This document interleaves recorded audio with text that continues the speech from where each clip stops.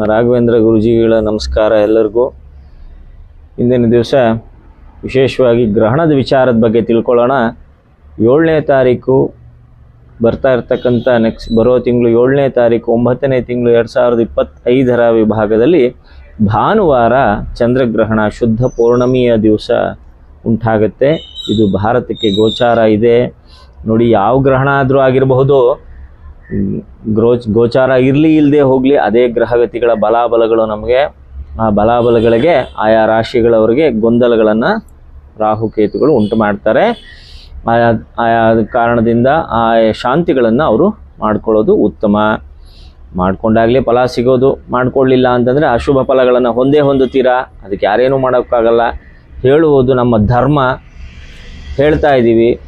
ನೀವು ಅದನ್ನು ಈ ವಿಡಿಯೋ ಮುಖಾಂತರದಿಂದ ತಿಳ್ಕೊಂಡು ನಿಮ್ಮ ರಾಶಿಗಳ ಬಗ್ಗೆ ನೀವು ಫಲಗಳನ್ನು ತಗೊಳ್ಳಿ, ನೀವೇ ಶಾಂತಿಗಳು ಮಾಡ್ಕೊಳ್ಳಿ. ಆಮೇಲೆ ಹೋಗಿ ಜ್ಯೋತಿಷಿಗಳ ಹತ್ರ ಅಯ್ಯೋ ಈ ಶಾಂತಿ ಮಾಡಬೇಕಾಗಿತ್ತು, ಆ ಶಾಂತಿ ಮಾಡಬೇಕಾಗಿತ್ತು, ಇದರಿಂದ ಫಲ ಬರ್ತಿಲ್ಲ, ಸಾವಿರಾರು ರೂಪಾಯಿ ಕೊಡೋದಕ್ಕಿಂತ ಅಥವಾ ಸುಮ್ಮನೆ ಟೈಮ್ ವೇಸ್ಟ್ ಮಾಡೋದಕ್ಕಿಂತ ಉತ್ತಮವಾಗಿ ಈ ಗ್ರಹಣ ಶಾಂತಿ ಬಗ್ಗೆ ಎಲ್ಲರೂ ದಯವಿಟ್ಟು ಇದನ್ನು ಅರ್ಥ ಮಾಡಿಕೊಂಡು ಆ ಗ್ರಹಣ ಶಾಂತಿಯನ್ನು ನೀವೇ ಮಾಡ್ಕೊಳ್ಳಿ. ಖಂಡಿತ ಇದರಿಂದ ಫಲ ಸಿಗುತ್ತೆ. ಉತ್ತಮವಾದ ಫಲ ಬರಬೇಕು ಅಂತ ಹೇಳಿದ್ರೆ ಮನುಷ್ಯನಿಗೆ ಯಾರದಾದ್ರೂ ಹೇಳಿದ ಮಾತುಗಳನ್ನು ಕೇಳಬೇಕು. ಎಷ್ಟೇ ನೀವು ಕೇಳದೆ ಹೋಗಿ ಹೇಳಬೇಕಾಗಿರ್ತಕ್ಕಂಥದ್ದು ನಮ್ಮ ಧರ್ಮ ಅಥವಾ ನಾನು ಕಲ್ತಿರೋ ವಿದ್ಯೆಗೆ ನಮ್ಮ ಕ್ರಿಯಾಕರ್ಮ ನಾವು ಮಾಡೇ ಮಾಡ್ತೀವಿ. ನೋಡಿ, 7ನೇ ತಾರೀಕು ಭಾನುವಾರ ಭಾದ್ರಪದ ಶುಕ್ಲ ಪಕ್ಷ ಶುದ್ಧ ಪೌರ್ಣಮಿಯ ದಿನ ಚಂದ್ರಗ್ರಹಣ ಭಾರತದಲ್ಲಿ ಕಾಣಿಸ್ಕೊಳ್ತಾ ಇದೆ. ಕಾಣಿಸ್ಕೊಳ್ಳುವ ಸಮಯ ಕೂಡ ತಿಳಿಸಿರ್ತೀನಿ ನಿಮಗೆ. ರಾತ್ರಿ 9:56 ಪ್ರಾರಂಭ ಆಗ್ತಕ್ಕಂಥ ಗ್ರಹಣ 1:27 ಕಾಲದವರೆಗೂ 3:31 ಕಾಲ ನಮಗಿಲ್ಲಿ ಭಾರತದಲ್ಲಿ ಕ್ಲೀನಾಗಿ ನಮಗೆ ಕಾಣುತ್ತೆ.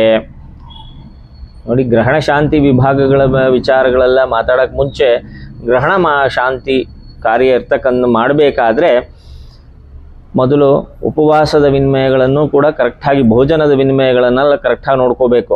ಶರೀರ ಭಾಗದಲ್ಲಿ ಹೊಟ್ಟೆ ವಿಭಾಗವನ್ನು ಕರೀತಕ್ಕಂಥದ್ದೇ ರಾಹು, ಇನ್ಯಾರೂ ಅಲ್ಲ. ಮೋಷನ್ ಭಾಗಕ್ಕೆ ಸಂಬಂಧಪಡ್ತಕ್ಕಂಥವರೇ ಕೇತು. ಅಲ್ಲಿಂದ ಬರ್ತಕ್ಕಂಥ ಕಾಯಿಲೆಗಳು, ಅಲ್ಲಿಂದ ಬರ್ತಕ್ಕಂಥ ಅಸಮಾಧಾನ, ಅಲ್ಲಿಂದ ತೃಪ್ತಿ ಇಲ್ಲದೆ ಇರತಕ್ಕಂಥ ಮನುಷ್ಯನಿಗೆ ಶರೀರ ಯಾವ ಭಾಗಗಳು ಸರಿಯಾಗಿ ಕೆಲಸ ಮಾಡೋದಿಲ್ಲ. ಅದಕ್ಕೋಸ್ಕರ ರಾಹುಕೇತುಗಳನ್ನು ನಾವು ಬಹಳಷ್ಟು ಶುದ್ಧತೆಯಿಂದ ನಾವು ಅವ್ರನ್ನ ಆರಾಧನೆ ಮಾಡಬೇಕು. ನೋಡಿ, ಮಧ್ಯಾಹ್ನ 7ನೇ ತಾರೀಕು ಮಧ್ಯಾಹ್ನ 12:15 3:15 ಆಹಾರ ಸೇವನೆಗಳಿಗೆ ಭಗವಂತ ಸಮಯ ಕೊಟ್ಟಿರ್ತಾರೆ. ಅದಾದ ಮೇಲೆ ಸೇವನೆ ಮಾಡಬಾರ್ದು. ಮತ್ತು 8ನೇ ತಾರೀಕು ಮುಂಜಾನೆಯವರೆಗೂ ಕೂಡ ಸೇವನೆಗಳನ್ನು ಮಾಡಬಾರ್ದು. ತರ್ಪಣ ಬಿಡುವ ಕಾಲ 11:42 ರಾತ್ರಿ, ಮಧ್ಯಕಾಲ ವಿಭಾಗ ಅಥವಾ ಪ್ರಾಧ್ಯಾದಕ ಕಾಲ ಅಂತ ಕರಿತೀವಿ ಅದನ್ನು. ಆ ಕಾಲದಲ್ಲಿ ಮಧ್ಯಕಾಲ, ಇದು ಗ್ರಹಣದ ಮಧ್ಯಕಾಲ. ಆಗ ನೀವು ಇದು ತರ್ಪಣ ಬಿಟ್ಕೊಳ್ತಕ್ಕಂಥವ್ರು ಮಾಡ್ಕೊಳ್ಬೋದು.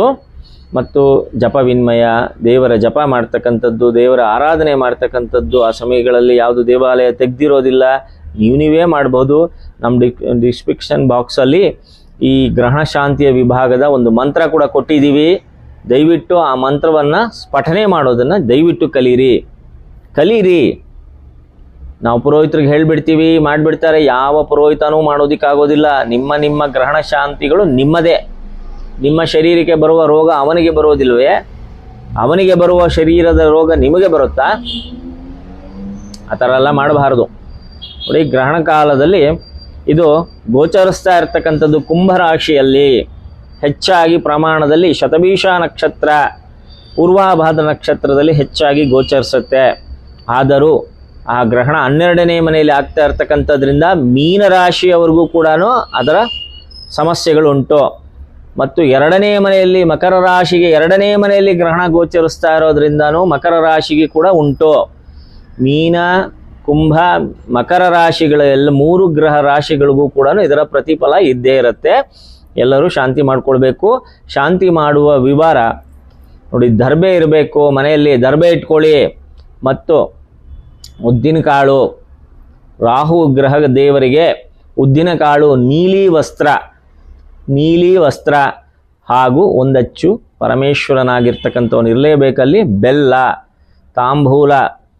ಎಲೆ ಅಡಿಕೆ ಬಾಳೆಹಣ್ಣು, ಅದ್ರ ಮೇಲೆ ಬೇರೆ ಫಲಗಳನ್ನು ಬೇಕಾದ್ರೆ ಇಟ್ಕೋಬೋದು, ಆದರೆ ಫಲ ಮುಖ್ಯವಾಗಿ ಬಾಳೆಹಣ್ಣು ಎಲೆ ಅಡಿಕೆ ಇಡಬೇಕು.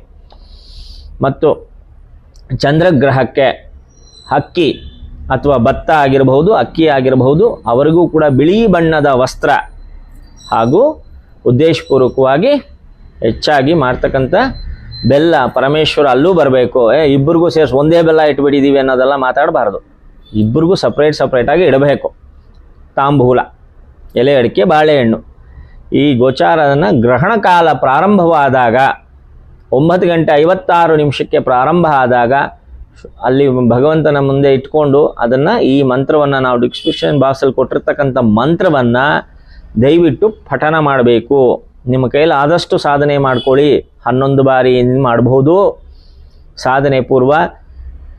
108 ಬಾರಿ ಮಾಡಿದವನಿಗೆ ಇದು ಖಂಡಿತವಾಗ್ಲೂ ಸಾಧನೆ. ದಯವಿಟ್ಟು ಅದನ್ನು ಮರಿಬೇಡಿ. ಮರಿದಂತೆ ಈ ಮಂತ್ರವನ್ನು ಸ್ಫಟನೆ ಮಾಡ್ಕೊಳ್ಳಿ. ಖಂಡಿತ ಇದರಿಂದ ಪ್ರತಿಫಲ ಸಿಗುತ್ತೆ. ಅದನ್ನು ಬಿಟ್ಬಿಟ್ಟು ಇಲ್ಲ ನಾನು ಸುಮ್ಮನೆ ಧಾನ್ಯ ಇಟ್ಟು ಪೂಜೆ ಮಾಡಿದೆ, ಬೆಳಗ್ಗೆ ಎತ್ಕೊಂಡೋಗಿ ಬ್ರಾಹ್ಮಣರಿಗೆ ಕೊಟ್ಬಿಟ್ಟೆ, ಅದೆಲ್ಲ ಆಗೋದಿಲ್ಲ. ಮಾಡಬೇಕು.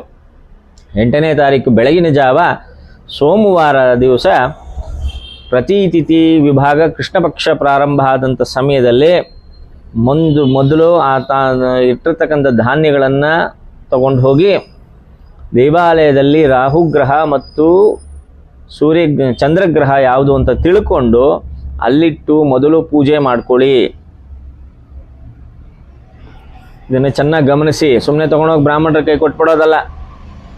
ತೊಗೊಂಡೋಗಿ ಇದನ್ನು ಬ್ರಾಹ್ಮಣರ ಕೈಲಿ ತೊಗೊಳ್ಳಿ. ಮದುವೆ ಆಗದೆ ಇರ್ತಕ್ಕಂಥ ಬ್ರಾಹ್ಮಣ ಮೊದಲೇ ತೊಗೊಳಕ್ಕಾಗಲ್ಲ.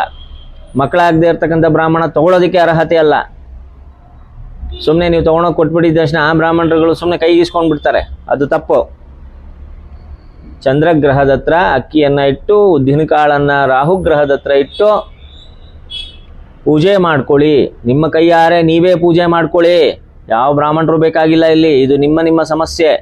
ನಂತರ ಅದನ್ನು ಮದುವೆ ಆಗಿರ್ತಕ್ಕಂಥ, ಮಕ್ಕಳಾಗಿರ್ತಕ್ಕಂಥ ಬ್ರಾಹ್ಮಣರಿದ್ದರೆ ಮಾತ್ರ ಕೊಡ್ತಕ್ಕಂಥದ್ದು.